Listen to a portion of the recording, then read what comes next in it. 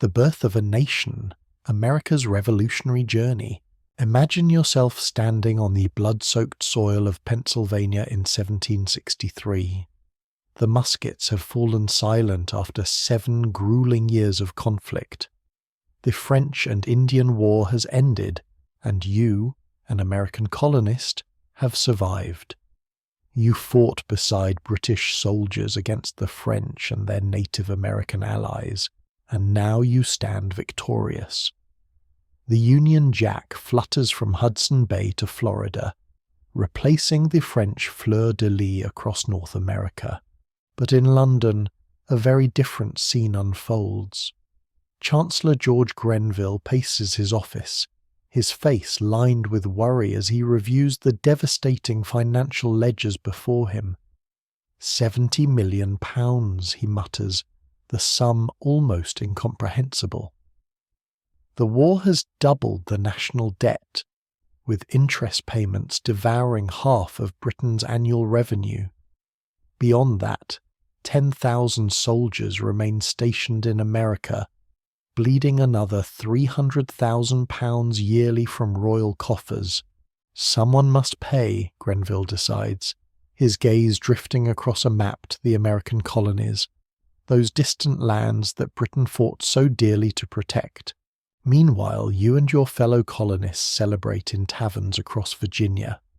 Farmers from Pennsylvania toast to new homesteads their sons will carve from western forests. Merchants from Massachusetts calculate the profits that await in new trading territories. Having shed blood alongside British regulars and mortgaged your futures for the war effort, surely the fruits of victory belong to you as much as to any London lord. Then comes the thunderclap, King George III's proclamation of 1763.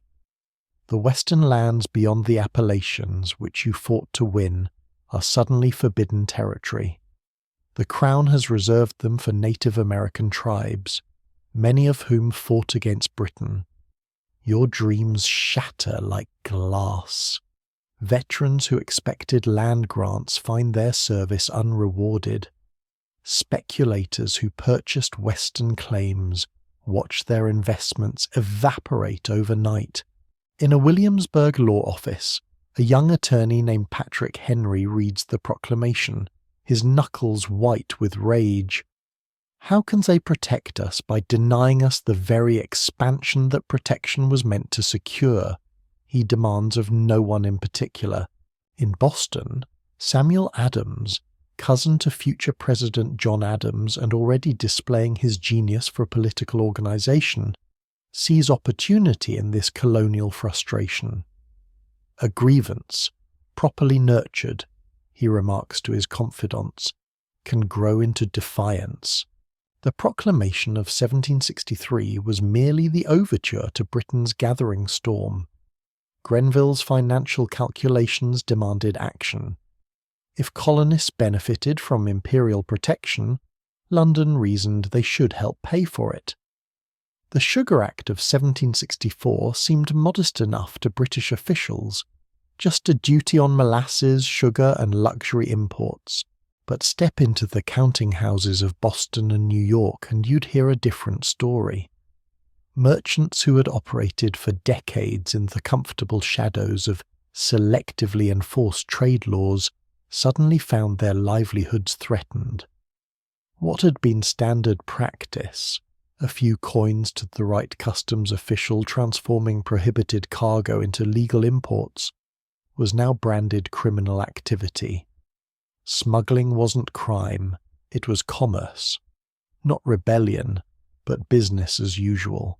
The Sugar Act changed everything. Royal Naval patrols multiplied, customs enforcement became systematic and unrelenting. Then came the true catalyst, the Stamp Act of 1765.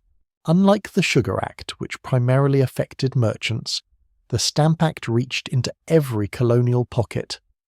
Every newspaper, legal document, playing card, dice set, pamphlet, college diploma, and marriage license now required an official stamp purchased with imperial currency. For the first time, London directly taxed colonists for the simple act of living as Crown subjects.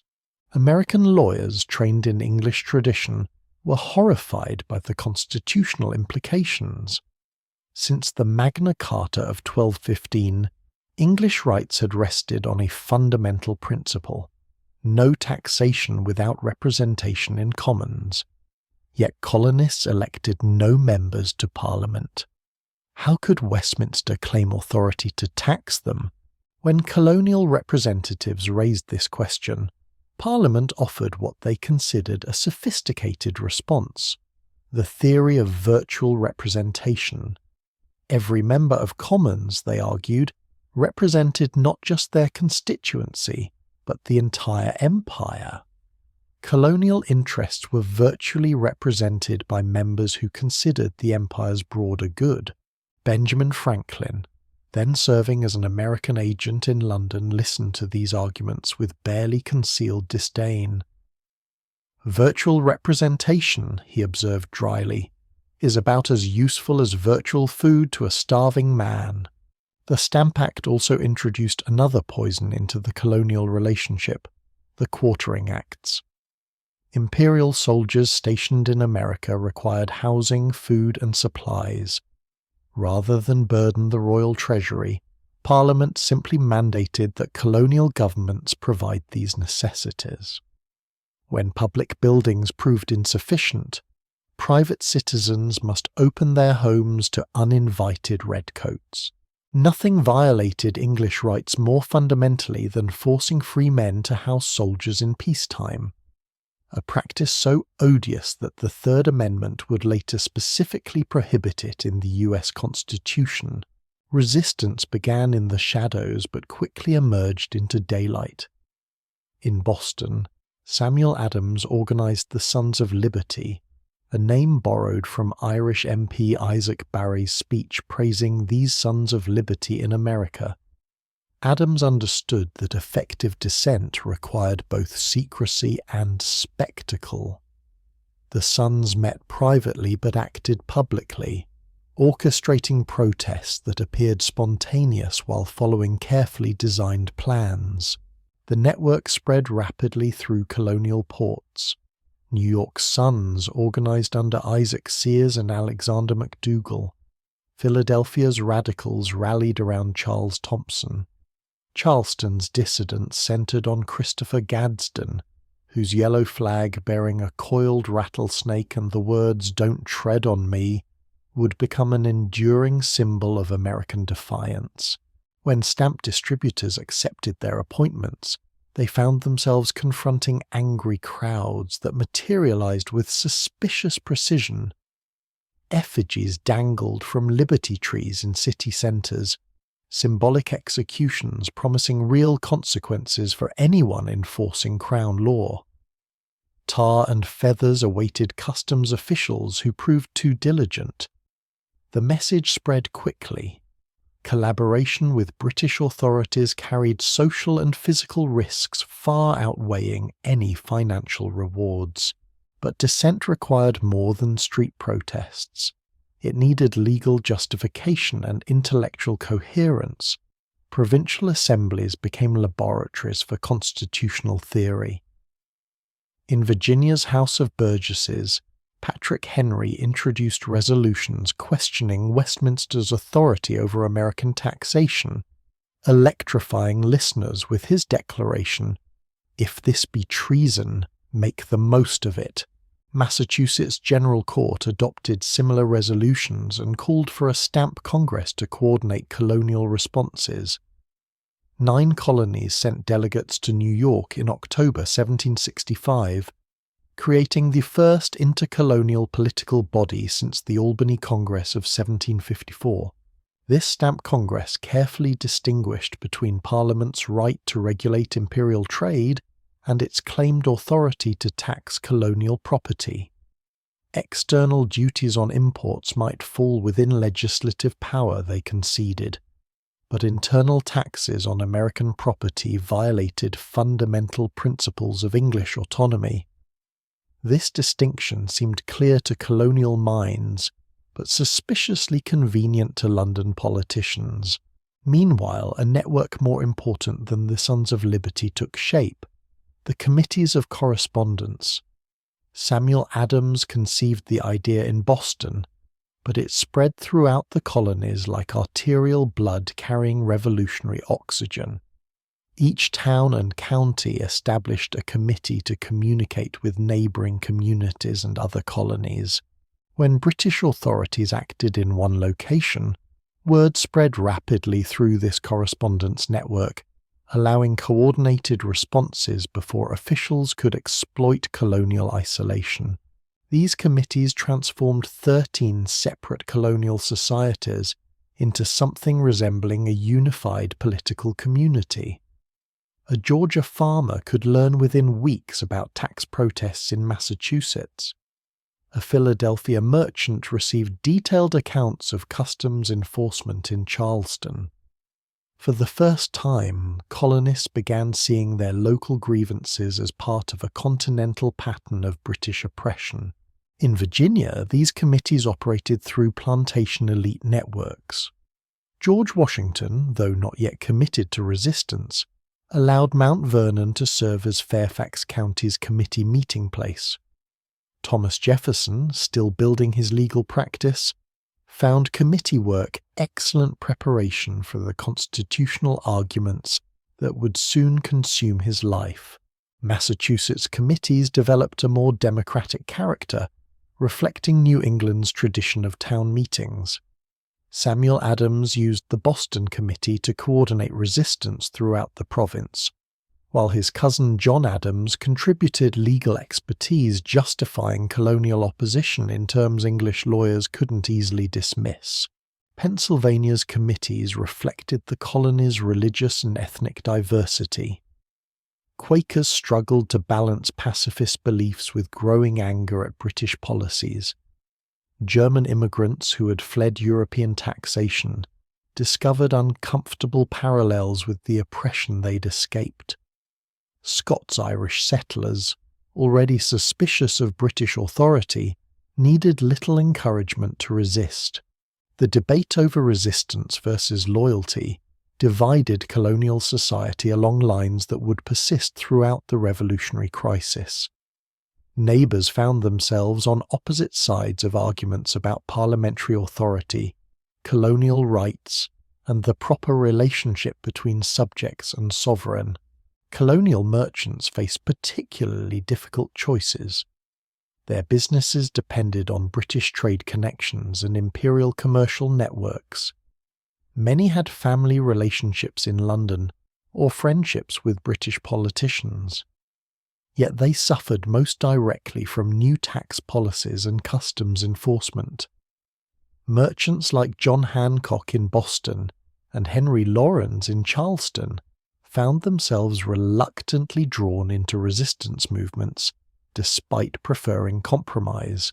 Religious communities struggled with conflicting loyalties.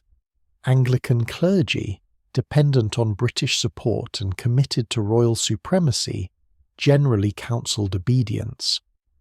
But Congregationalist ministers in New England, Presbyterian pastors in the Middle Colonies, and Baptist preachers throughout the South often viewed British policies as threats to religious liberty as well as civil rights. The Great Awakening of the 1740s had already weakened deference to established authority and strengthened beliefs in individual conscience and popular participation in religious life. These principles transferred easily to political resistance. The question of loyalty versus liberty became intensely personal for thousands of colonial families. Sons argued with fathers about obligations to the king. Wives disagreed with husbands about the wisdom of resistance. Brothers found themselves on opposite sides of constitutional questions that seemed abstract, until producing real consequences in daily life. As 1765 ended, colonial resistance achieved its first major victory. The Stamp Act proved unenforceable throughout British North America. No colonial stamps sold because no one dared sell them. courts closed rather than operate without stamped documents. Newspapers appeared with skull and crossbones where tax stamps should be placed. Business continued without acknowledging parliamentary authority. In London, British merchants who depended on colonial trade began pressuring Parliament for repeal. Colonial boycotts cost London businesses thousands of pounds in lost sales. Ships returned to English ports with holds full of unsold merchandise. Credit networks that financed transatlantic commerce threatened to collapse under colonial resistance. The Rockingham Ministry, already struggling with domestic political problems, couldn't ignore commercial pressure from important supporters. In March 1766, Parliament repealed the Stamp Act to tremendous colonial celebration. Bells rang in Boston, cannons fired salutes in New York. Toasts were drunk in Philadelphia taverns to the health of good King George and the wisdom of Parliament, but celebration proved premature. On the same day Parliament repealed the Stamp Act, it passed the Declaratory Act, asserting Parliament's authority to legislate for the colonies in all cases whatsoever. The constitutional question dividing Britain and America remained unresolved. Parliament claimed unlimited authority over colonial affairs. Colonists insisted on the same rights as any English subjects. These positions couldn't be reconciled. The Declaratory Act received little attention amid Stamp Act repeal euphoria. But Samuel Adams and other colonial leaders read its implications clearly. Britain had retreated tactically but not strategically. The repeal represented a victory for colonial resistance, but the Declaratory Act promised future conflicts over the same fundamental issues.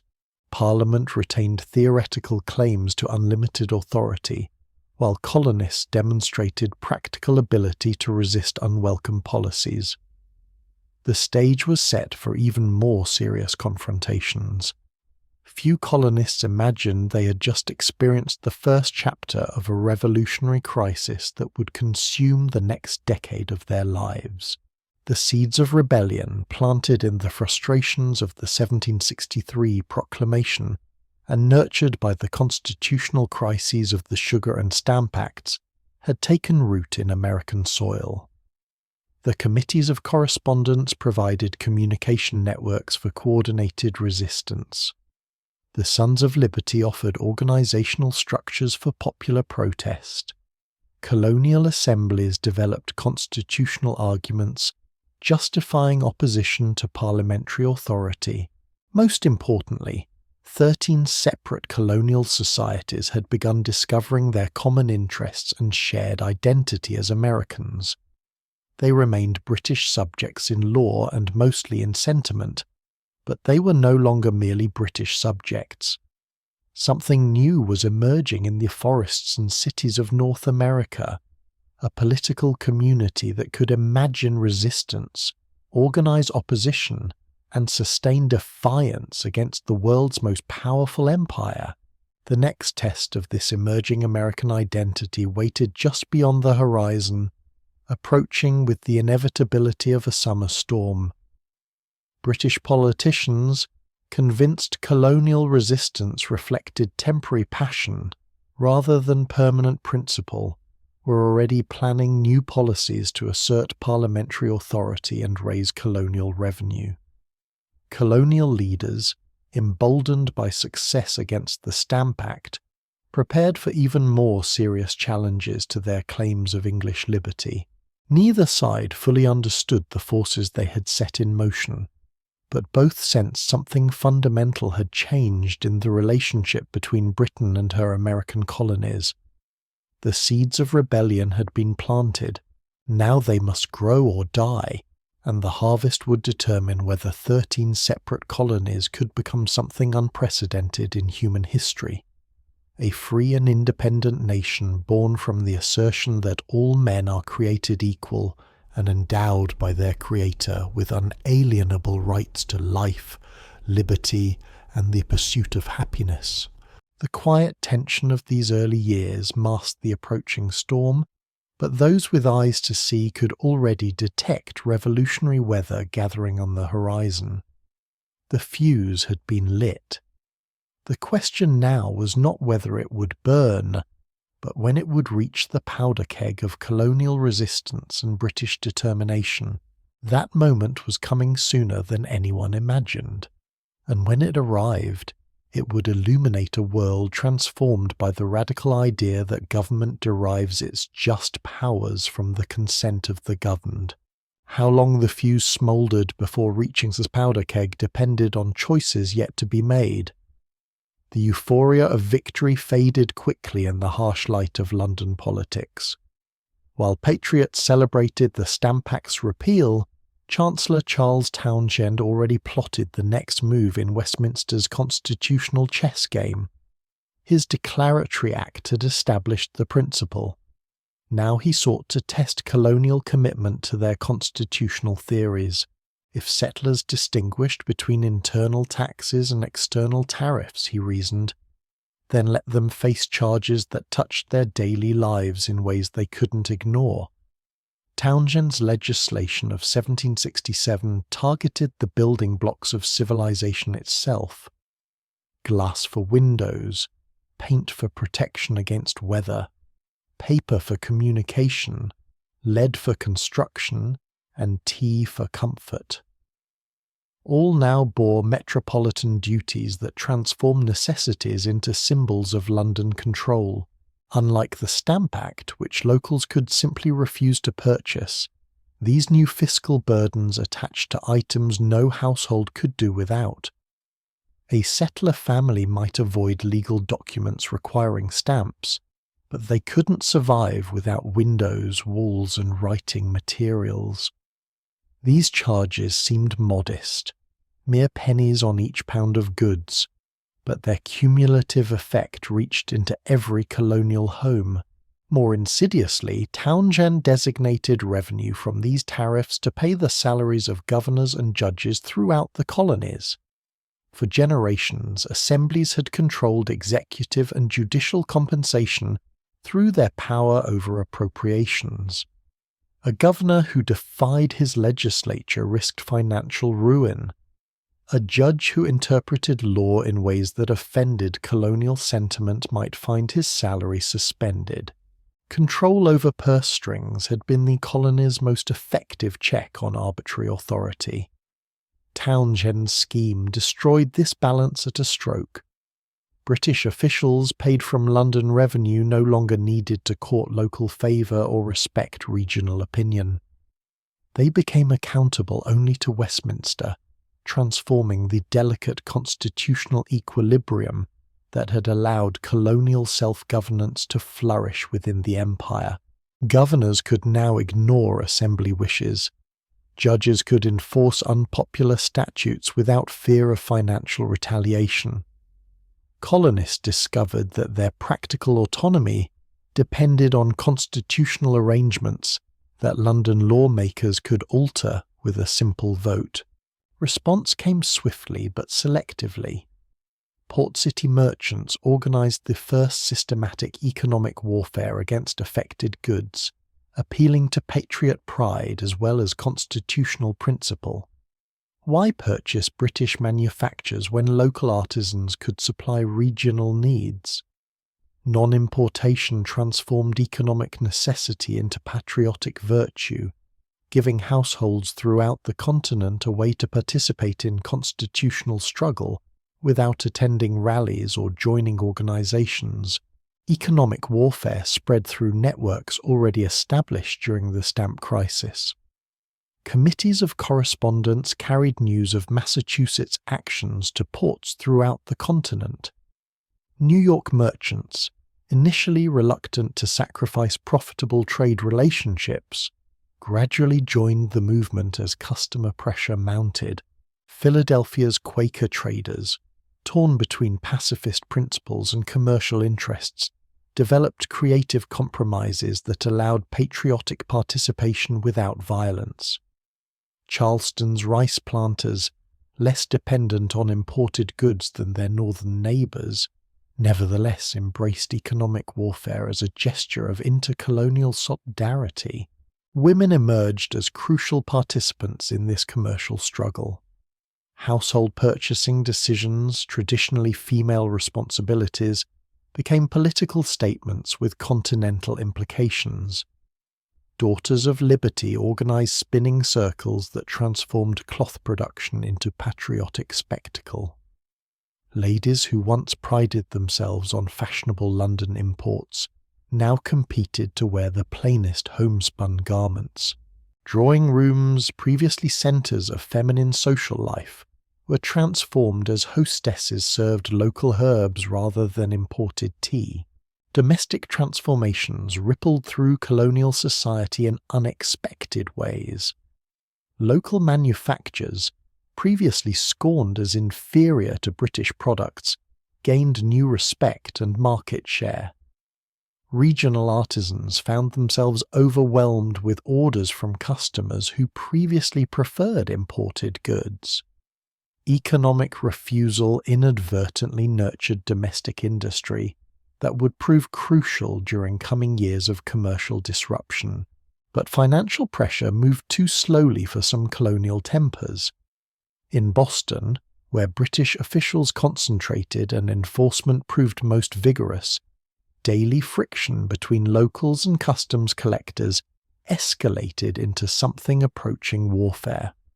Revenue officers, armed with broad search powers and backed by London authority, ransacked warehouses and private homes seeking evidence of smuggling. John Hancock's sloop Liberty was seized in June 1768, crystallizing these tensions into open confrontation. Customs officials impounded the vessel on suspicion of wine smuggling, triggering riots that forced British officers to flee to Castle William in the harbour. Popular fury reflected not merely sympathy for Hancock, one of the city's wealthiest merchants, but rage at enforcement methods that violated traditional English protections against arbitrary searches and seizures. Governor Francis Bernard responded by requesting military reinforcement from General Thomas Gage in New York. British regiments arriving in Boston during October 1768 transformed constitutional dispute into military occupation. For the first time since 1689, British troops patrolled a major colonial city's streets, not to repel foreign invasion, but to suppress domestic dissent. Soldiers drilling on the common while citizens went about daily business created an atmosphere of perpetual crisis that poisoned relationships between locals and British authorities. The military presence proved counterproductive from the moment the 1st Regiment disembarked. Soldiers competing for scarce jobs undercut local wages and angered working men already struggling with economic disruption. Off-duty troops drinking in taverns clashed with customers who viewed them as symbols of oppression. Religious tensions surfaced as Catholic Irish soldiers attended Mass in a city where Protestant traditions ran deep. Samuel Adams understood that martyrdom served political purposes better than mere argument. Through committees of correspondence and newspaper essays signed with classical pseudonyms, he systematically documented every instance of military misconduct, every example of arbitrary enforcement, every violation of traditional English protections. His goal was not simply to chronicle grievances, but to create a narrative of systematic oppression that would justify extraordinary measures of self-defense. The explosion came on a cold March evening in 1770, triggered by the kind of minor incident that often sparks major conflagrations. A British sentry standing guard outside the custom house struck a young apprentice who insulted him. Crowds gathered as word spread through Boston's narrow streets. More soldiers arrived to rescue their comrade. Tension built as civilians threw snowballs, ice, and insults at the military detachment. Someone shouted, "Fire!" whether soldier or civilian no one knew, and muskets discharged into the crowd. 5 Americans fell in King Street that night. Crispus Attucks, a man of African and Native American ancestry who worked the docks. Samuel Gray, a rope maker caught in the crowd. James Caldwell, a sailor visiting the city. Samuel Maverick, a 17-year-old apprentice. And Patrick Carr, an Irish immigrant who died 9 days later from his wounds. The deaths transformed a street confrontation into what Samuel Adams immediately labeled the Boston Massacre, a term that would echo through American memory long after the constitutional issues that caused it were forgotten. The aftermath proved as significant as the event itself. Captain Thomas Preston and his 8 soldiers faced trial for murder in a Boston court, defended by John Adams despite his cousin Samuel's role in organizing the prosecution. The younger Adams believed fair trials demonstrated American commitment to legal process even in moments of passion. His successful defense of most defendants, 2 soldiers received reduced sentences for manslaughter, established a crucial precedent.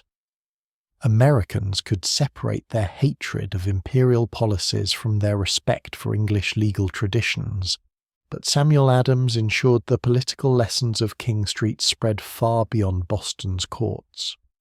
His account of the massacre, illustrated with Paul Revere's inflammatory engraving, circulated throughout the continent within weeks.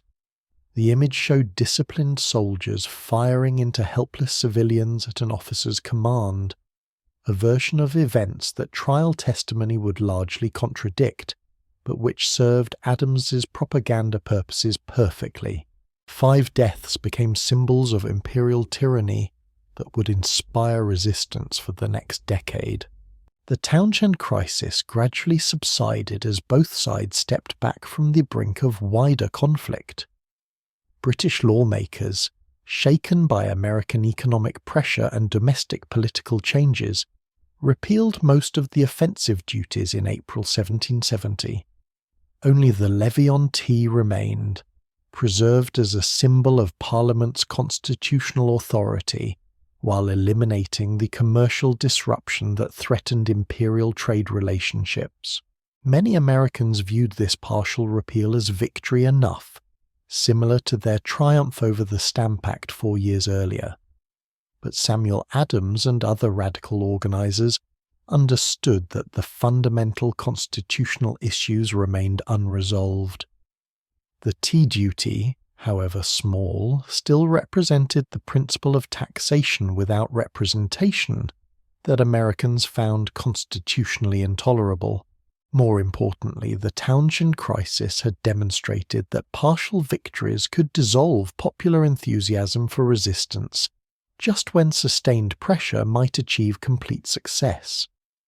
The next confrontation must be different, more focused, more dramatic, and more difficult for moderate Americans to ignore or compromise away. The opportunity emerged from an unexpected source: imperial bureaucrats trying to solve administrative problems rather than constitutional crises. The East India Company, crown jewel of London's commercial empire, teetered on the edge of bankruptcy by 1773.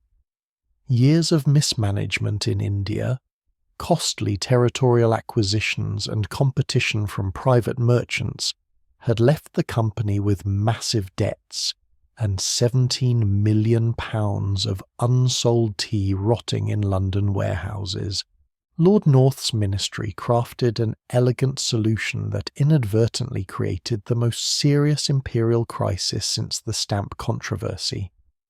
The Tea Act of 1773 granted the East India Company direct sales privileges in American ports, eliminating the middlemen who had traditionally distributed imported tea through local networks.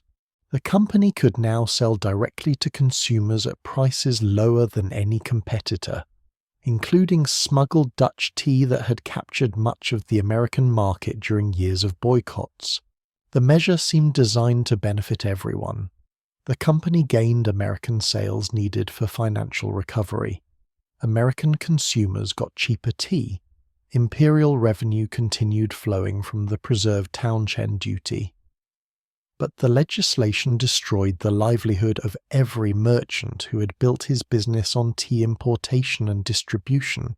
From Boston to Charleston, established traders discovered their customers could purchase superior products at lower prices directly from company agents who answered only to London directors.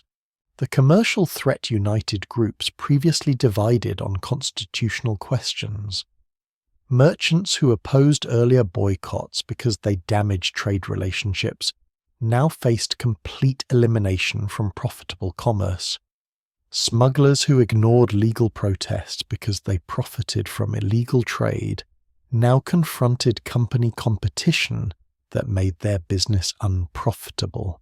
Even moderate Americans who supported partial reconciliation with imperial authorities couldn't ignore legislation that threatened their economic survival while rewarding their constitutional opponents. More ominously, the statute established a precedent for imperial monopolies that could extend to any branch of American commerce.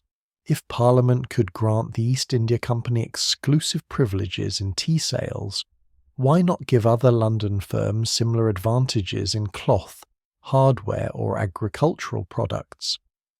The measure threatened to transform American merchants from independent traders into minor agents of metropolitan corporations, reducing colonial commerce to a branch of imperial business controlled entirely from London.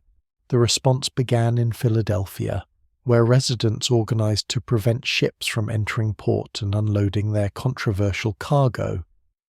New York followed with similar preparations, while Charleston authorities allowed landing but prevented sales by storing company tea in public warehouses.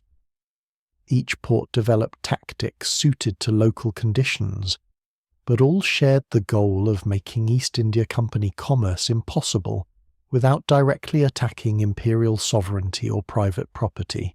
Boston's situation proved more complex because Governor Thomas Hutchinson refused to grant ships clearance to leave harbour without paying duties and unloading cargo. The Dartmouth, Eleanor, and Beaver swung at anchor in Boston Harbour throughout December 1773, their holds full of tea that no one dared purchase but that royal officials wouldn't allow to leave. Each day brought closer the deadline when customs officers would seize the cargo and sell it at public auction, achieving company goals through government action rather than voluntary commerce. Samuel Adams orchestrated the crisis with the skill of a master playwright.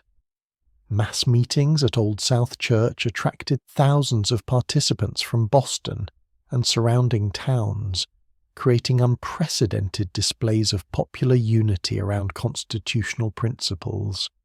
The meetings carefully avoided direct challenges to royal authority, while making clear that community sentiment overwhelmingly opposed tea sales under current conditions. Adams repeatedly emphasized that Americans sought not to destroy property, but to prevent unconstitutional policies from taking effect through what appeared to be normal commercial activity. The climax came on December 16th when the final deadline for resolving the tea crisis arrived without compromise from any party. Governor Hutchinson refused to clear the ships. Company agents declined to resign their commissions. Customs officials prepared to seize the cargo at dawn. That evening, as 7,000 Americans packed Old South Church for what everyone understood might be the final peaceful assembly, Adams made one last appeal for official cooperation in returning the tea to London unsold. When word arrived that the governor maintained his refusal, Adams spoke the words that triggered the most famous act of civil disobedience in American history. This meeting can do nothing more to save the country. Within minutes, men disguised as Mohawk Indians streamed from the church toward Griffin's Wharf, where 3 tea ships waited in the gathering darkness. Working by torchlight with remarkable discipline and efficiency, they emptied 342 chests of East India Company tea into Boston Harbor, carefully replacing a single broken padlock and sweeping the ships clean before disappearing into the December night. The Boston Tea Party, as it became known to history, represented a new form of popular protest that carefully balanced respect for property rights with rejection of unconstitutional policies.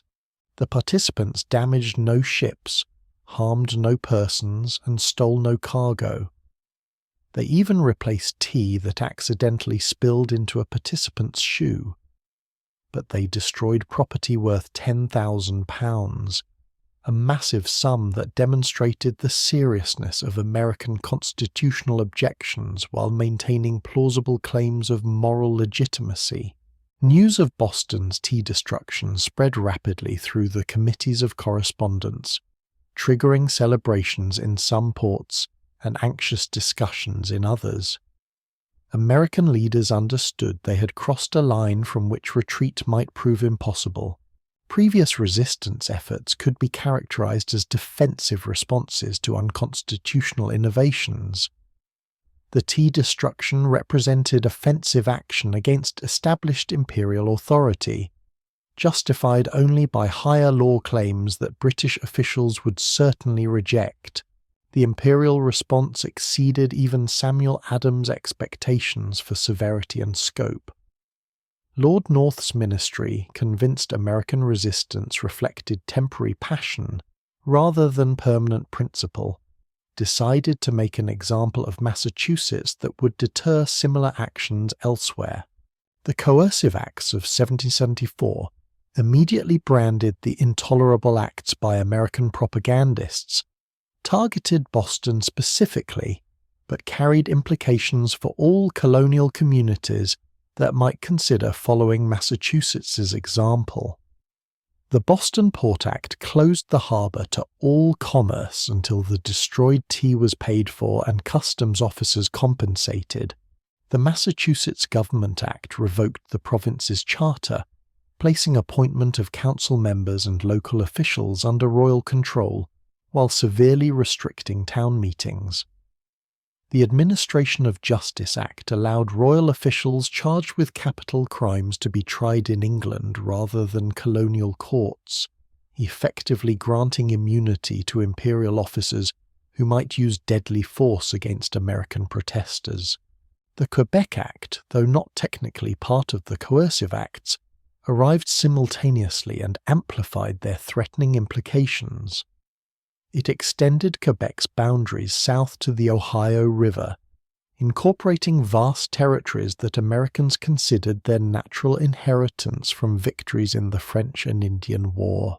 More alarmingly, it established French civil law and Roman Catholic religious privileges throughout this expanded Quebec, terrifying Protestant Americans who viewed Catholicism as inherently hostile to English liberties and representative government. The Coercive Acts achieved the opposite of their intended effect.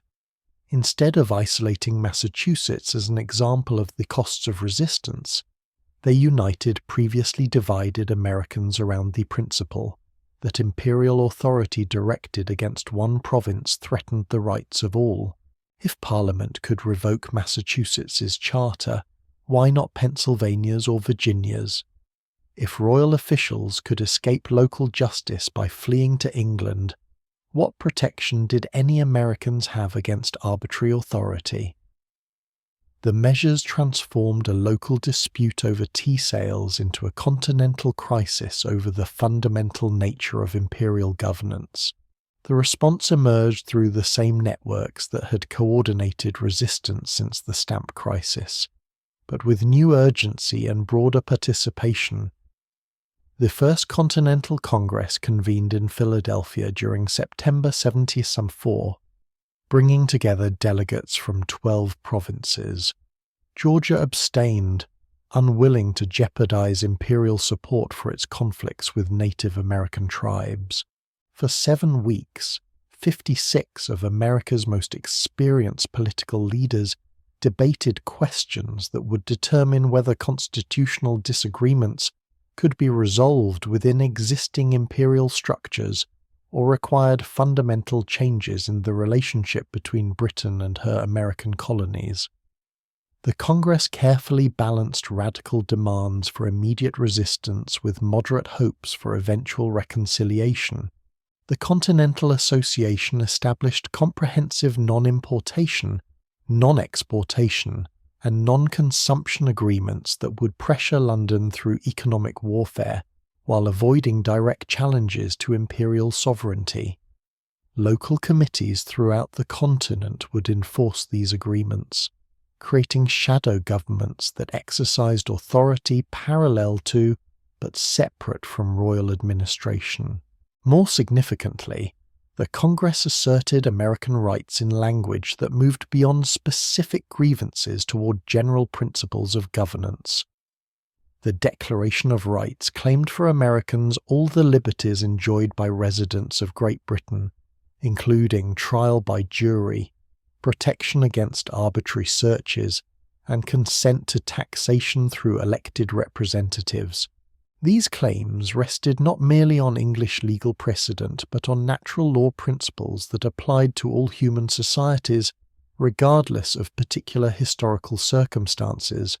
The Continental Association proved remarkably effective in mobilizing popular support for resistance, while maintaining the appearance of peaceful protest. Local committees sprang up in hundreds of communities, creating networks of political participation that extended far beyond traditional leadership groups. Farmers, artisans, shopkeepers, and labourers found themselves drawn into constitutional discussions previously confined to lawyers and politicians. The committees transformed abstract arguments about parliamentary authority into practical decisions about daily consumption that every household must make. But the association's enforcement mechanisms revealed how quickly constitutional resistance could develop coercive characteristics that mirrored the arbitrary authority Americans claimed to oppose. Committees published names of merchants who violated non-importation agreements, subjecting them to social ostracism and economic boycotts. Suspected violators faced interrogation and demands for public confessions that resembled the Star Chamber proceedings English law supposedly prohibited. The line between popular justice and mob rule became increasingly difficult to distinguish as committees enforced compliance with agreements that had no legal standing under existing colonial charters. Throughout the winter of 1774-1775, both sides prepared for confrontations that seemed increasingly inevitable, despite continued hopes for peaceful resolution. In London, Lord North's ministry reinforced General Gage's Boston garrison, while planning military expeditions to seize colonial military supplies stored in countryside magazines. American committees organized militia training and ammunition stockpiling, while maintaining official positions that they sought only to defend traditional rights within existing imperial structures. The powder alarms of late 1774 and early 1775 provided dress rehearsals for the larger conflict approaching. When royal troops marched from Boston to remove gunpowder stored at Cambridge and Charlestown, thousands of militia responded to alarm riders who spread word of imperial military action throughout eastern Massachusetts. The soldiers completed their missions without firing shots, but the popular response demonstrated that Americans could mobilize armed resistance faster than royal officials anticipated, and in larger numbers than imperial forces could immediately counter. These alarms also revealed the communications networks that Samuel Adams and other organizers had spent years developing. Paul Revere, William Dawes, and dozens of other riders carried news of imperial troop movements across New England within hours, allowing rapid coordination of responses across multiple provinces. The Committee of Safety stockpiled arms and ammunition, while maintaining intelligence networks that monitored every movement of royal forces. By spring 1775, eastern Massachusetts resembled a province under military occupation by foreign forces rather than a peaceful corner of the British Empire. The final alarm came on the night of April 18, 1775, when General Gage ordered Lieutenant Colonel Francis Smith to march with 700 men to Concord, where colonial leaders had assembled a major military supply depot. The mission seemed straightforward: seize or destroy the ammunition before it could be used against royal authority, arrest Samuel Adams and John Hancock if possible, and demonstrate that imperial forces retained the initiative in this escalating crisis. But Paul Revere, William Dawes, and Dr. Samuel Prescott carried warning across the countryside faster than Smith's column could march. By dawn on April 19th, church bells and alarm guns had awakened militia companies throughout eastern Massachusetts. Hundreds of armed farmers converged on the route royal troops must follow on their return to Boston, transforming what began as a simple supply raid into a running battle that would consume the next 8 years of American and British lives. At Lexington Green, as the sun rose on a spring morning that would change the world, Captain John Parker arrayed his 70 militia against Smith's advance guard. The two forces faced each other across 100 yards of New England Common, British regulars trained for European warfare, and American farmers defending their community against what they saw as foreign invasion. Neither side intended to begin a revolution, but both understood that the constitutional crisis of the past decade had reached the point where words no longer sufficed, and only arms could determine whether Americans would remain British subjects or become something new under the sun. "Stand your ground," Parker told his men. "Don't fire unless fired upon. But if they mean to have a war, let it begin here." The shot that followed, fired by whom, no one knows, echoed not just across Lexington Green but around a world that would never again be quite the same. The Age of Revolution had begun, and its first battlefield lay in a small New England town where farmers decided that some things mattered more than peace, more than prosperity, more than life itself. The long argument over imperial authority and colonial rights had ended.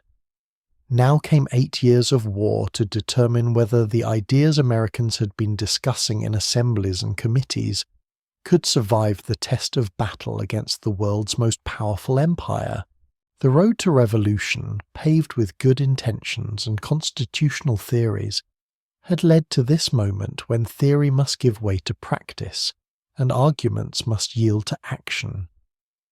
Everything that followed would be different, more dangerous, more costly, more uncertain, but also more decisive.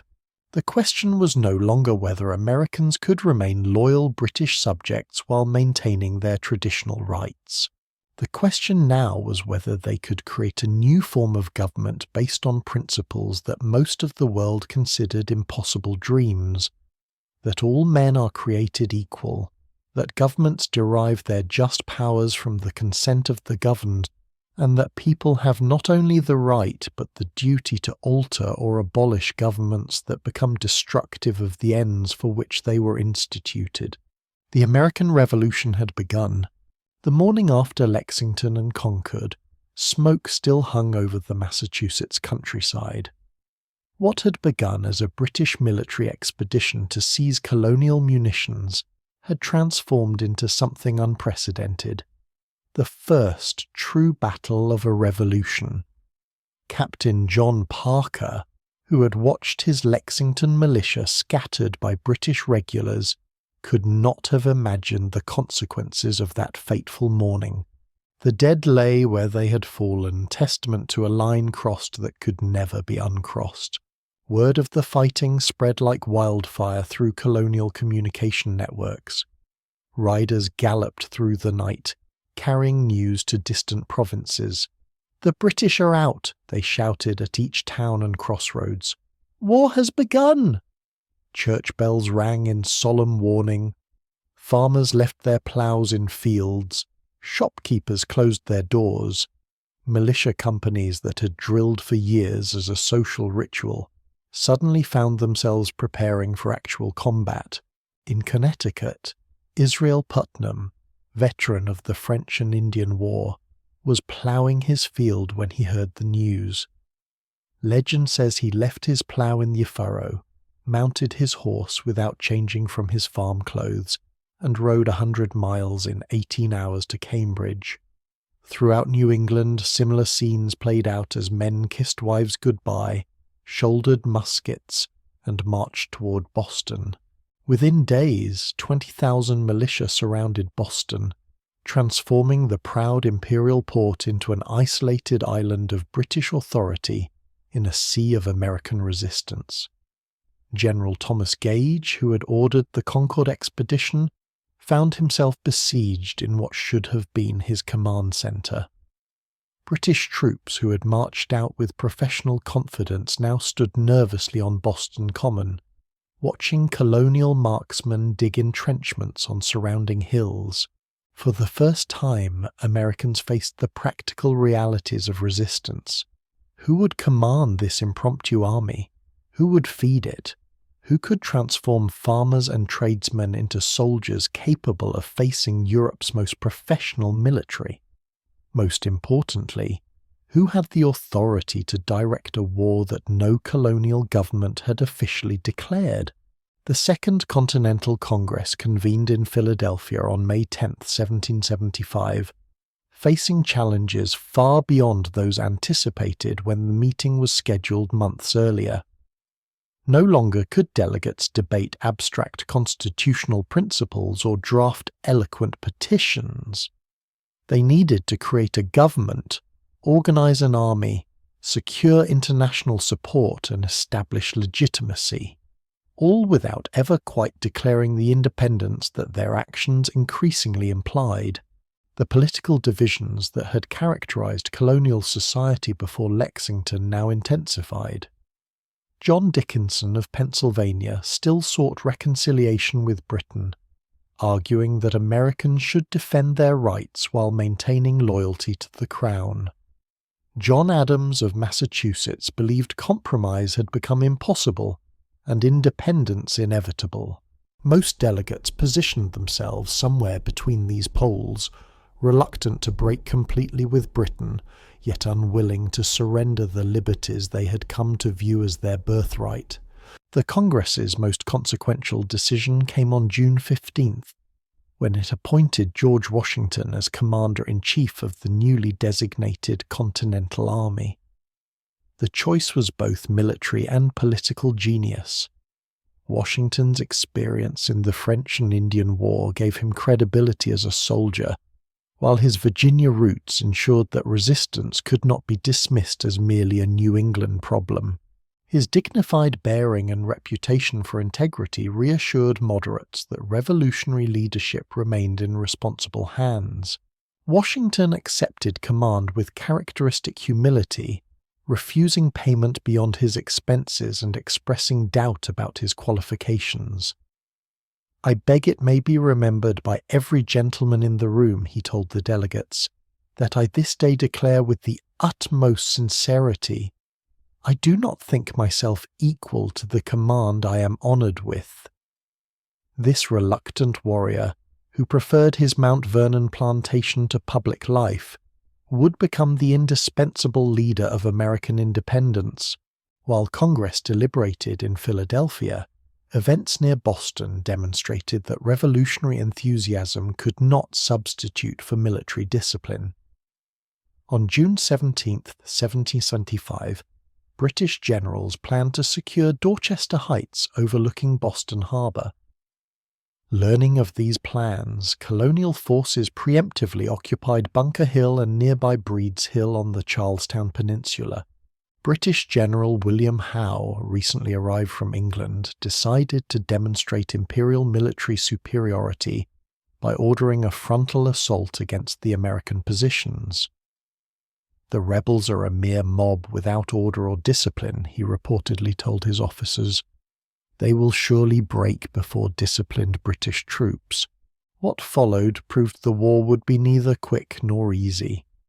Colonial defenders, commanded by Colonel William Prescott, waited behind hastily constructed earthworks as red-coated ranks advanced in perfect formation up the hill. Following orders to conserve their limited ammunition, American marksmen held fire until the British came within 50 yards. The volley that followed shattered the British front lines, sending survivors tumbling back down the slope. Howe, stunned but determined, ordered a second assault. Again, British regulars marched up the hill in parade ground formation. Again, American marksmen waited until their targets were close enough that one could see the whites of their eyes. Again, disciplined volleys tore through professional ranks, leaving the hillside littered with scarlet uniforms. The third British assault succeeded only because American defenders ran out of ammunition. When colonial forces finally retreated, they left behind 400 dead and wounded. But British victory came at a devastating cost.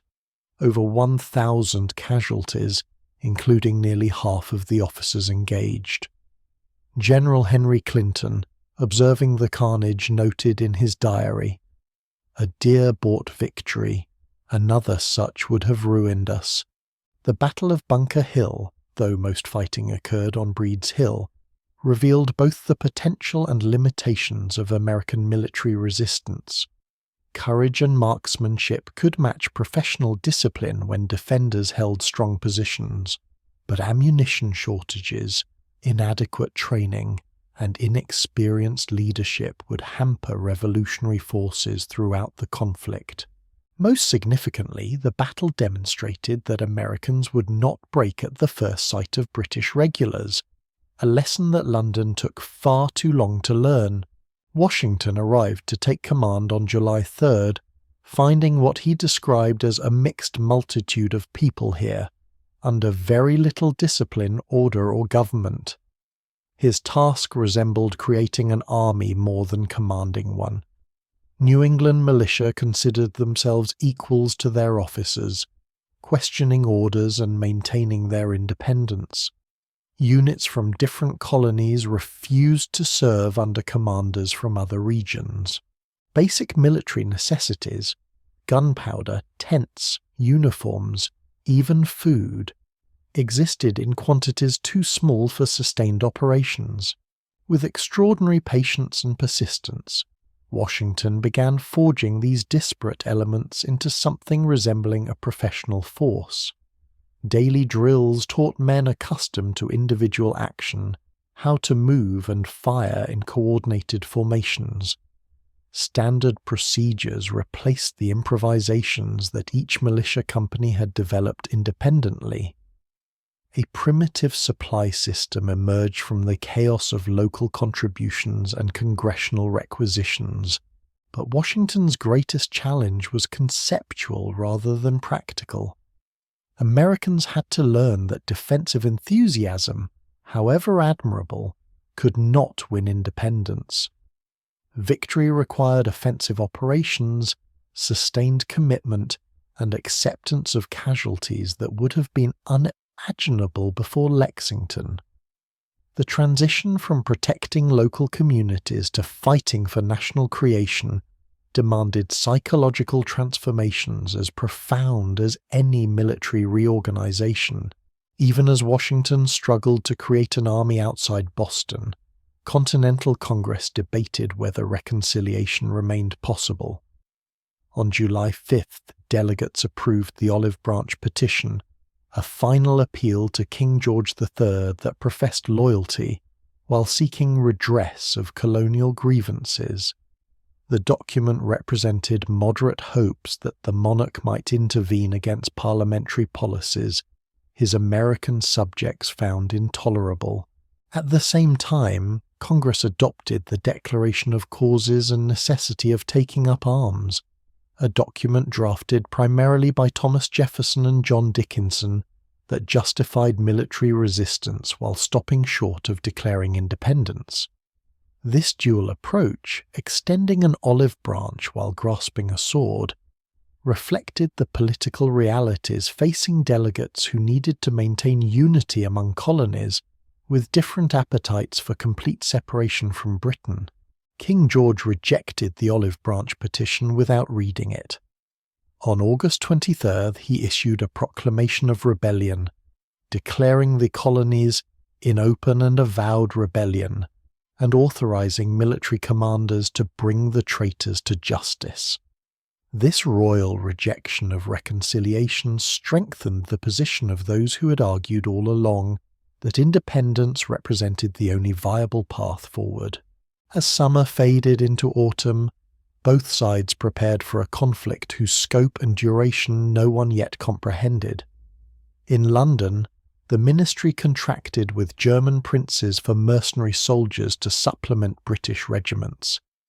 These Hessians, though not all came from Hesse, would eventually number nearly 30,000 men, hired to fight in a conflict they neither understood nor had any stake in resolving. Their employment outraged Americans, who viewed it as proof the king would use any means, including foreign mercenaries, to crush colonial resistance. American preparations included an ill-fated invasion of Canada launched in August 1795. The expedition reflected strategic concerns that British forces in Canada could threaten New York and New England, combined with hopes that French-speaking Canadians might join the revolution against their recent British conquerors.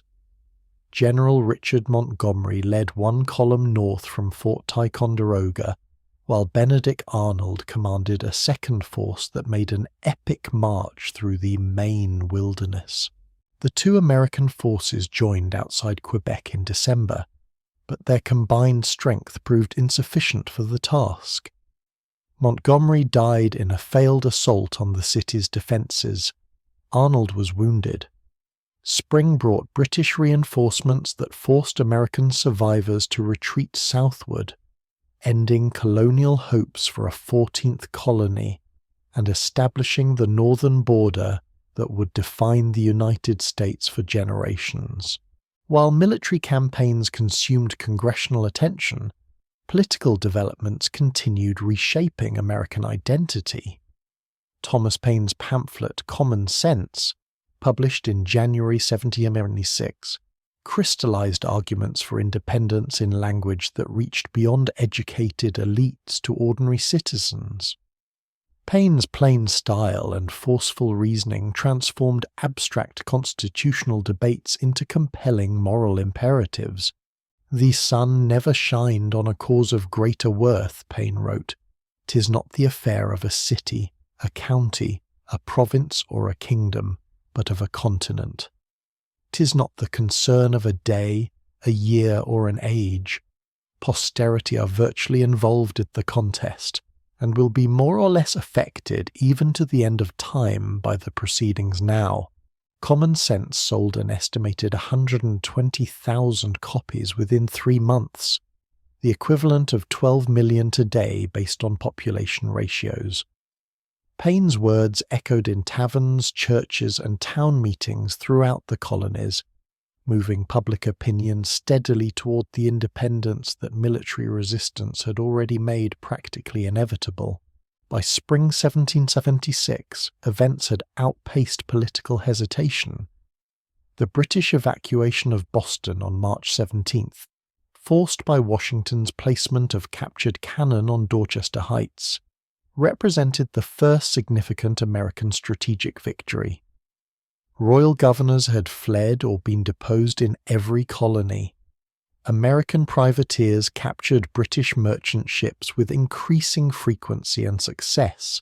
Congressional committees conducted diplomatic business with foreign powers, established a postal system, and issued paper currency.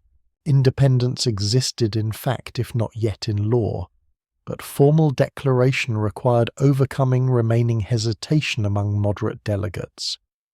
Some feared the international consequences of explicitly rejecting the British monarch. Others worried that formal separation would make reconciliation impossible if military fortunes turned against American forces. Still others had practical concerns about property confiscation, trade disruption, and legal challenges that independence might trigger. Richard Henry Lee of Virginia broke the stalemate on June 7, 1776, when he introduced a resolution stating that these united colonies are, and of right ought to be, free and independent states. The directness of Lee's proposition forced Congress to confront the decision they had been circling for months. After debate, delegates appointed a committee to draft a formal declaration explaining American independence to a candid world. Thomas Jefferson, a 33-year-old Virginia delegate known for his writing ability, became the primary author of what would become America's founding text. Drawing on Enlightenment philosophy, English legal tradition, and his own eloquent pen, Jefferson crafted a document that transformed specific colonial grievances into universal principles of human governance. "We hold these truths to be self-evident," he wrote, "that all men are created equal, that they are endowed by their Creator with certain unalienable rights, that among these are life, liberty, and the pursuit of happiness." These words, though not entirely original in their philosophical content, would echo through human history as the clearest expression of democratic principles ever penned. Jefferson's draft underwent revision by Benjamin Franklin and John Adams, then faced further editing by the full Congress. The final version, approved on July 4, 1776, represented both the culmination of colonial resistance and the foundation of a new nation conceived in explicitly revolutionary terms. By declaring that governments derive their just powers from the consent of the governed, Americans rejected not merely British authority, but the entire concept of inherited political power that had dominated human society for millennia. As the Declaration was read in town squares and military camps throughout the colonies, citizens experienced the transformation from subjects to citizens, a change both legal and psychological that would define their relationship to government thereafter. Church bells rang in celebration, while in New York patriots pulled down a statue of King George III and melted its lead for musket balls. The symbolic transfer of sovereignty from crown to people had begun, yet declaring independence proved far easier than securing it. Even as Americans celebrated their newfound nationhood, a massive British armada approached New York Harbor. General William Howe commanded 32,000 British and German troops, the largest expeditionary force Britain had ever sent overseas, with orders to crush the rebellion in its most important port city. Against this professional force, Washington could muster about 19,000 Continental troops and militia, most with minimal training and equipment ranging from adequate to non-existent.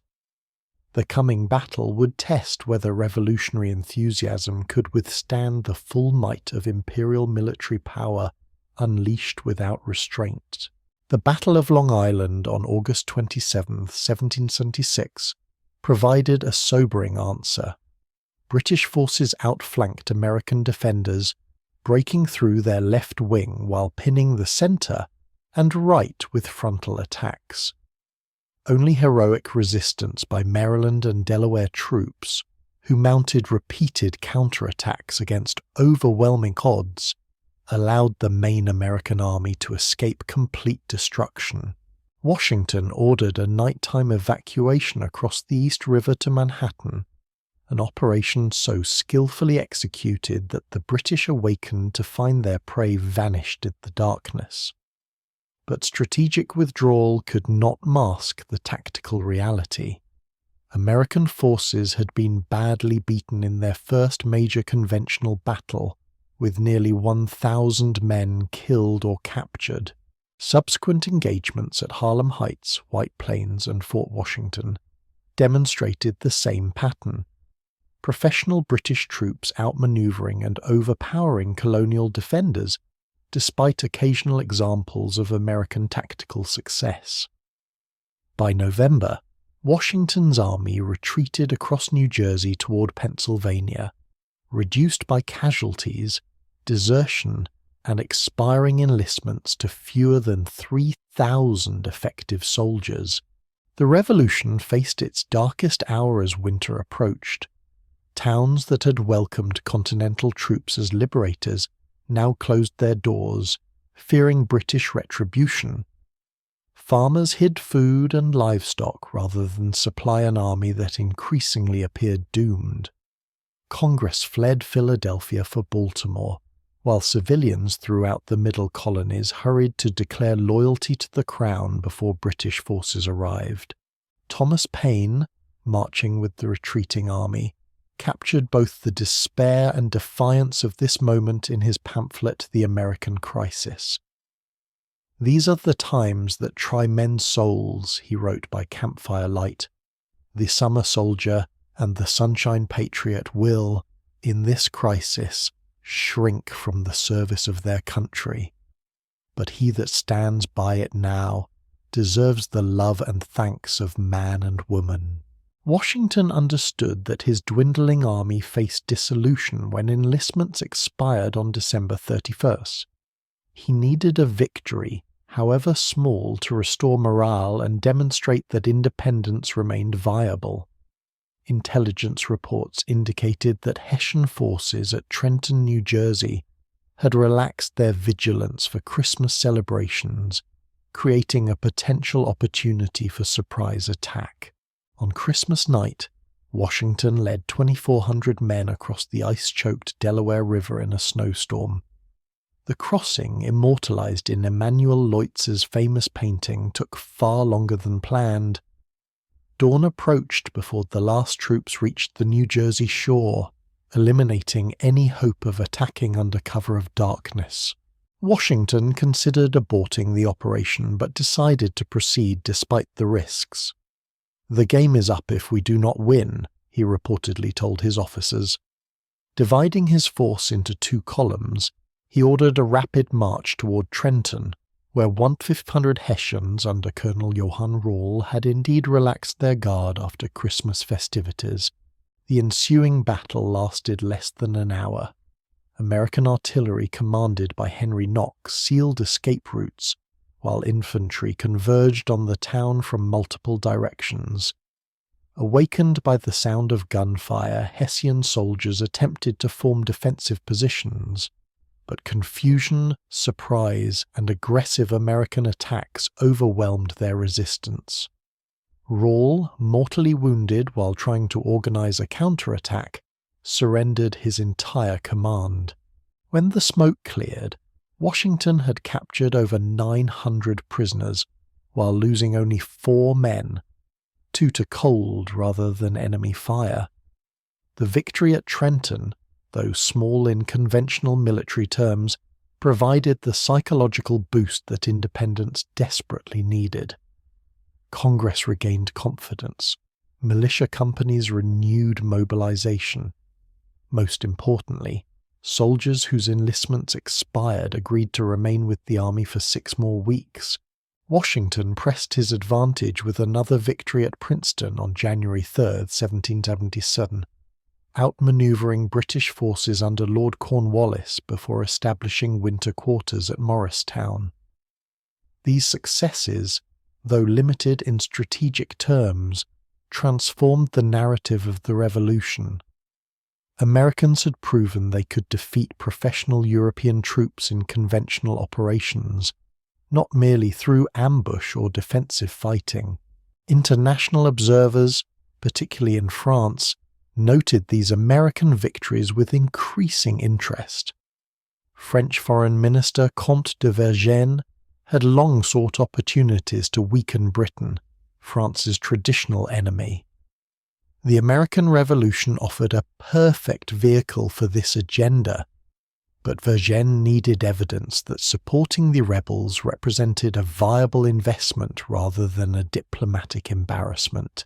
Benjamin Franklin, dispatched to Paris as American commissioner, arrived in December 1776, perfectly timed to capitalize on news of Washington's victories. Franklin's reputation as a scientist, philosopher, and wit had preceded him across the Atlantic.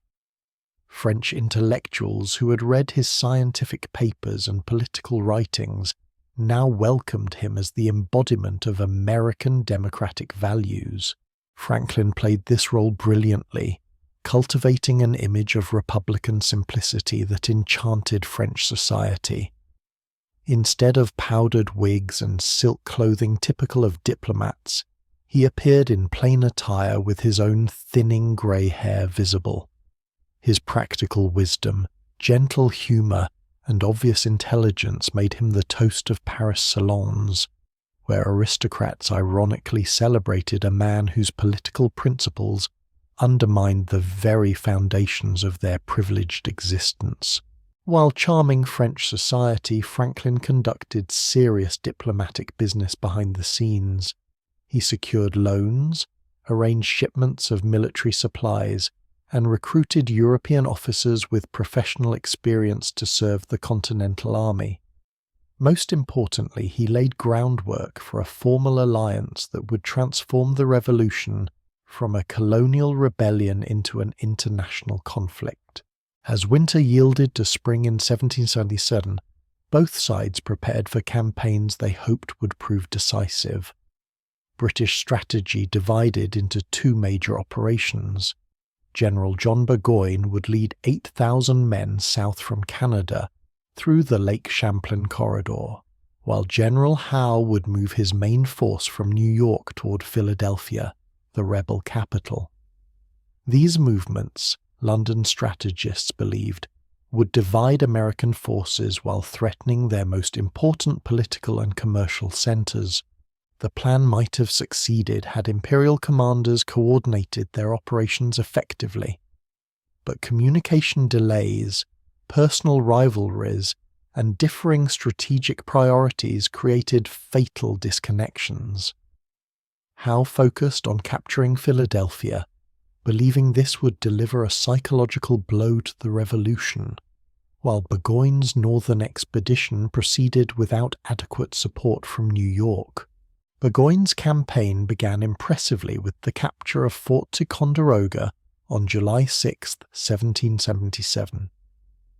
The fortress that Americans had considered impregnable fell when British engineers placed artillery on Mount Defiance, an overlooking height that colonial defenders had left unfortified. American General Arthur St. Clair evacuated the position rather than face certain bombardment, abandoning valuable supplies but preserving his army to fight another day. The early success proved deceptive. As Burgoyne's column pushed southward toward Albany, progress slowed dramatically. American forces under General Philip Schuyler felled trees across the route, destroyed bridges, and drove livestock away from areas the British Army needed to traverse. Local militia harassed supply lines and isolated detachments, gradually weakening Burgoyne's effective strength through a war of attrition that suited American capabilities perfectly. A British detachment sent to Bennington, Vermont to capture supplies suffered a crushing defeat on August 16th. New Hampshire militia commanded by General John Stark surrounded and destroyed the mixed force of Germans, Loyalists, and Native Americans, depriving Burgoyne of nearly 1,000 men he could ill afford to lose. Meanwhile, another British column advancing from Lake Ontario under Lieutenant Colonel Barry Saint. Ledger became bogged down besieging Fort Stanwix in western New York, further isolating Burgoyne's main force. By September, the British Northern Army found itself short on supplies, reduced in numbers, and facing growing American strength as militia flocked to oppose the invasion. The Continental Congress, responding to political pressure, replaced Schuyler with General Horatio Gates, who established strong defensive positions on Bemis Heights near Saratoga, directly blocking Burgoyne's route southward. On September 19th, Burgoyne attempted to outflank the American position, leading to the Battle of Freeman's Farm. British formations initially gained ground but suffered heavy casualties from American rifle fire. Benedict Arnold, commanding the American left wing, launched aggressive counterattacks that prevented Burgoyne from securing his objectives. The battle ended indecisively, but American forces held their main positions while British strength continued to deteriorate. Burgoyne waited for reinforcements from New York that never arrived. General Henry Clinton, commanding British forces there, made a limited thrust up the Hudson River, but lacked sufficient strength to reach Albany. After 3 weeks of diminishing supplies and desertions among his Native American allies, Burgoyne made a final attempt to break through American lines on October 7th. The resulting Battle of Bemis Heights, also called Second Saratoga, ended in decisive American victory. Arnold, though officially relieved of command due to conflicts with Gates, again played a crucial role, leading attacks that broke the British right flank. Burgoyne retreated to Saratoga, where American forces surrounded his remaining troops.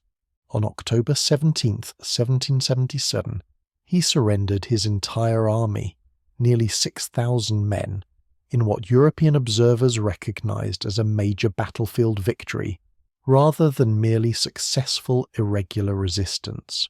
News of Saratoga reached Paris in early December, providing exactly the evidence Vergennes needed to justify open French support for American independence. On February 6, 1778, France signed treaties of commerce and alliance with the United States, transforming a colonial rebellion into an international conflict. Spain and the Netherlands would eventually join France against their British rival, creating a global war that stretched imperial resources beyond sustainable limits. The victory at Saratoga, combined with French alliance, marked the Revolution's strategic turning point. Britain could no longer treat the conflict as a simple police action against rebellious subjects. It now faced a multi-front war against major European powers, while trying to suppress colonial resistance across an entire continent. The empire that had seemed invincible in 1763 now confronted the possibility of defeat on a scale unprecedented in its history. Yet for American soldiers enduring the winter of 1777-1778 at Valley Forge, strategic turning points meant little compared to immediate suffering.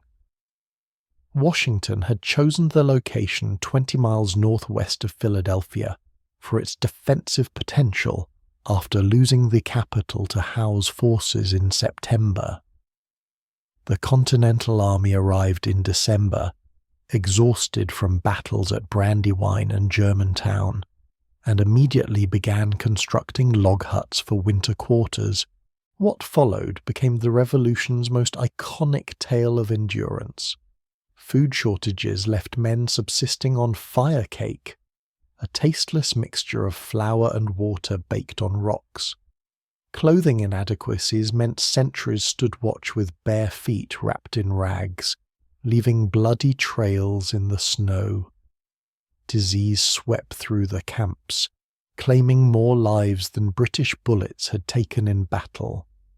By spring, nearly 2,500 men, about a quarter of the army, had died from hunger, cold, and illness. Yet Valley Forge produced not just suffering but transformation. Baron Friedrich von Steuben, a Prussian officer recruited by Franklin, arrived in February and began implementing the first systematic training program for Continental forces. Von Steuben personally demonstrated proper drill techniques, created a standard system of maneuvers, and established consistent command procedures across previously disparate units. His training transformed the Continental Army from a collection of militia companies into a cohesive force capable of executing complex battlefield movements.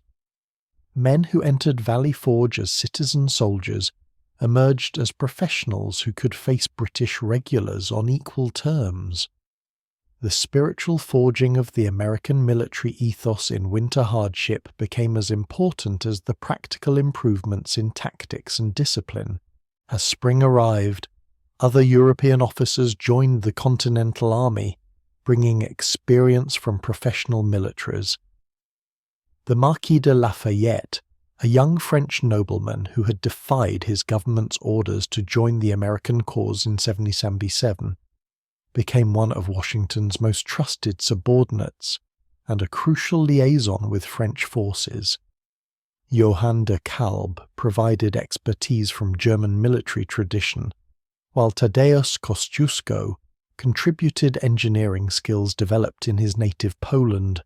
These international volunteers represented more than merely military assets. They symbolized the universal principles that the revolution increasingly represented to progressive Europeans. The American struggle had transcended its origins as a colonial tax dispute to become a test case for Enlightenment political philosophy. Could a nation founded explicitly on natural rights and popular sovereignty actually function? Or would it collapse into anarchy or tyranny as critics predicted? The answer remained uncertain as the war entered its middle phase in 1778. British forces evacuated Philadelphia in June, marching overland toward New York while Washington's revitalized army pursued. The Battle of Monmouth on June 28 demonstrated the effectiveness of von Steuben's training, as Continental troops stood firm against British assaults in brutal summer heat. The engagement ended indecisively, but the psychological impact proved significant. American forces had met Europe's best troops on open ground and fought them to a standstill, something that would have seemed impossible 2 years earlier. Washington's leadership during the battle, personally rallying troops when the American advance guard initially broke under British pressure, enhanced his growing reputation as a commander whose courage matched his strategic vision. After Monmouth, the war in the northern colonies reached stalemate. British forces, now commanded by General Henry Clinton after Howe's resignation, concentrated in New York City. Washington established his main army in defensive positions around the city, but lacked sufficient strength for a direct assault. Both sides engaged in raids, skirmishes, and limited operations, while waiting for strategic developments that might break the deadlock. The war's centre of gravity shifted southward after 1778, as British strategists sought to exploit perceived loyalist sentiment in Georgia and the Carolinas. They captured Savannah in December 1778 and Charleston in May 1780, securing the two major southern ports. Lord Cornwallis then led British forces inland, defeating American defenders at Camden, South Carolina, in August 1780. These southern campaigns revealed both the strengths and weaknesses of British strategy. Professional troops could usually defeat American forces in conventional battles and control major cities, but holding conquered territory required dispersing forces into vulnerable outposts, where they faced constant harassment from partisan bands led by commanders like Francis Marion, the Swamp Fox, Thomas Sumter, and Andrew Pickens. The Southern War became a brutal civil conflict, with atrocities on both sides. Loyalists who supported the Crown found their property destroyed and families threatened by patriot neighbours. Those who supported independence faced similar treatment in areas under British control. Neutrality became increasingly impossible as both sides demanded active support and punished perceived collaboration with enemies. Continental Congress appointed General Nathaniel Greene to command American forces in the South after the Camden disaster. Greene, who had served as Washington's quartermaster general, combined strategic vision with practical organizational skills. Rather than risk his small army in direct confrontation with Cornwallis, Greene divided his forces to force British dispersion, then selectively engaged when opportunities arose. His strategy produced a series of battles: Cowpens, Guilford Courthouse, Hobkirk's Hill, Eutaw Springs, where British forces often held the field but suffered casualties they couldn't replace. Each victory left Cornwallis with fewer men to control an increasingly hostile countryside. By summer 1781, British forces had effectively lost control of the Carolinas' interior, holding only Charleston and a few coastal enclaves. Cornwallis, frustrated by Greene's elusive operations, decided to invade Virginia, where he hoped to destroy supply bases supporting Southern resistance. The decision proved fateful. Washington, coordinating with French commanders, recognized the opportunity created by Cornwallis's isolated position on the Yorktown Peninsula. While maintaining a convincing feint toward New York that fixed Clinton's attention, Washington marched the main Continental Army southward in August 1781. Simultaneously, French Admiral Comte de Grasse sailed from the Caribbean with a powerful fleet that established temporary naval superiority in the Chesapeake.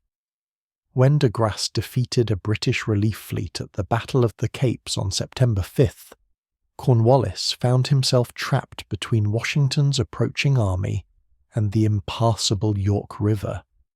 French troops commanded by Comte de Rochambeau joined the American forces, creating an Allied army nearly twice the size of Cornwallis's garrison. The siege of Yorktown began on September 28th, with Franco-American forces constructing parallel trenches that methodically closed around British defences. Allied artillery bombarded the town continuously, destroying buildings and making the streets uninhabitable. On October 14th, American troops commanded by Alexander Hamilton captured Redoubt 10, while French forces simultaneously took Redoubt 9, breaking the outer British defensive line.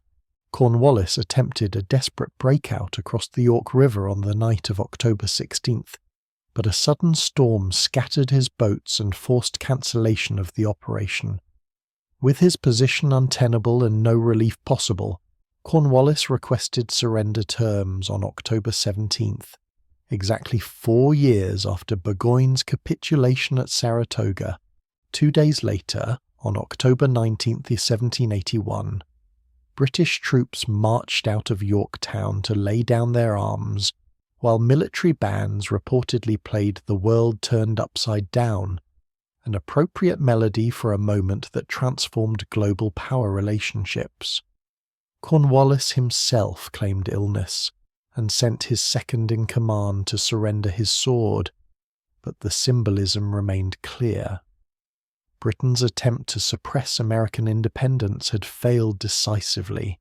When news of Yorktown reached London in November, the political consequences proved as significant as the military defeat. Lord North's ministry, which had prosecuted the war since its beginning, collapsed under parliamentary criticism. "Oh God, it is all over," North reportedly exclaimed upon hearing of Cornwallis's surrender, words that proved prophetic for Britain's American empire. The new British government, led by Lord Rockingham and later Lord Shelburne, began peace negotiations in Paris during spring 1782. American commissioners Benjamin Franklin, John Adams, and John Jay skillfully exploited divisions between Britain and its European enemies, securing remarkably favourable terms in the preliminary peace treaty signed on November 30, 1782. The definitive Treaty of Paris, concluded on September 3, 1783, granted the United States independence, boundaries extending to the Mississippi River and valuable fishing rights off Newfoundland.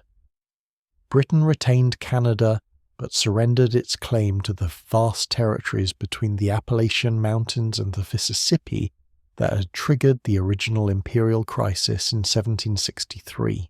British evacuation of New York City on November 25, 1783, an event Americans would celebrate for generations as Evacuation Day, marked the final departure of imperial forces from the territory of the new nation. As Washington's troops marched into the city, the last British soldiers sailed away, carrying thousands of Loyalist refugees toward uncertain futures in Canada, the Caribbean, or Britain itself. Washington's farewell to his officers at Fraunces Tavern on December 4th epitomized the Republican principles that had sustained the Revolution through 8 years of warfare. Emotional but dignified, he embraced his comrades individually before departing for Annapolis, where Congress awaited his formal resignation as Commander-in-Chief. On December 23, Washington stood before Congress and surrendered the commission he had accepted in June 1775. "Having now finished the work assigned me," he declared, "I retire from the great theatre of action." His voluntary relinquishment of power, when many expected and some urged him to maintain military authority, stunned European observers accustomed to revolutionary leaders who transformed themselves into dictators. King George III, hearing of Washington's intention to return to private life, reportedly remarked, "If he does that, he will be the greatest man in the world." The king understood something profound, that Washington's restraint represented the Revolution's most significant victory. Americans had not merely won independence, they had demonstrated the viability of republican government in a world dominated by monarchies and aristocracies.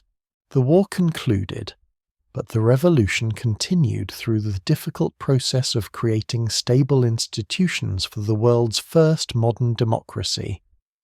The Articles of Confederation, ratified in 1781, proved inadequate for governing a nation facing economic challenges, boundary disputes, and international pressures.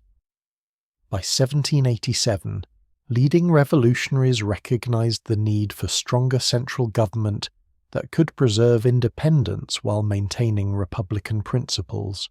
The Constitutional Convention in Philadelphia produced a document that balanced national authority with state sovereignty, executive leadership with legislative primacy, and majority rule with minority rights.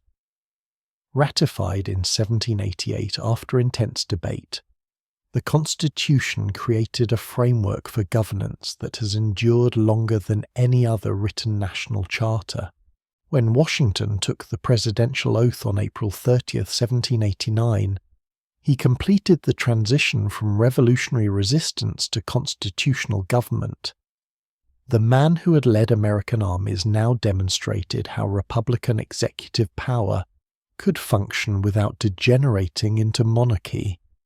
His restraint established precedents as important as any written in the Constitution itself. American independence transformed more than one nation's governance. It altered humanity's political imagination. The principles proclaimed in Philadelphia would inspire democratic movements across Europe and Latin America in the centuries that followed. The Declaration's assertion that all men are created equal would haunt even those who initially excluded women, slaves, and Native Americans from its promises, eventually driving expanded rights for all people. The American Revolution succeeded because it balanced idealism with pragmatism, universal principles with practical governance. Americans not only proclaimed liberty, but created institutions capable of preserving it against both external enemies and internal threats. Their revolution, unlike many that followed, avoided both the anarchy of insufficient structure and the tyranny of excessive control by demonstrating that ordinary citizens could govern themselves through representative institutions. Americans changed fundamental assumptions about political legitimacy that had dominated human society for millennia. Government derived from popular consent rather than divine right. Hereditary privilege or military power became not merely possible, but increasingly viewed as the only truly legitimate form of political organization. The principles established in America's revolutionary founding remain challenging and sometimes contradictory. Liberty versus equality, majority rule versus minority rights, national unity versus local autonomy. But the constitutional system created to balance these tensions has proven remarkably adaptable through more than 2 centuries of social, economic, and technological transformation. The 13 colonies that declared independence in 1776 have grown into 50 states spanning a continent. The agrarian republic of 4 million citizens has become a diverse global power of over 300 million. Yet the fundamental questions that confronted the revolutionary generation still shape American political discourse. What are the proper limits of governmental power? How can liberty be preserved while maintaining order? What responsibilities accompany the rights of citizenship? The continuing relevance of these questions represents the revolution's true legacy. America remains an experiment in self-government, still testing whether a nation conceived in liberty and dedicated to the proposition that all are created equal can endure against both external challenges and internal contradictions. The revolution begun at Lexington and Concord continues wherever citizens engage these fundamental questions of democratic governance.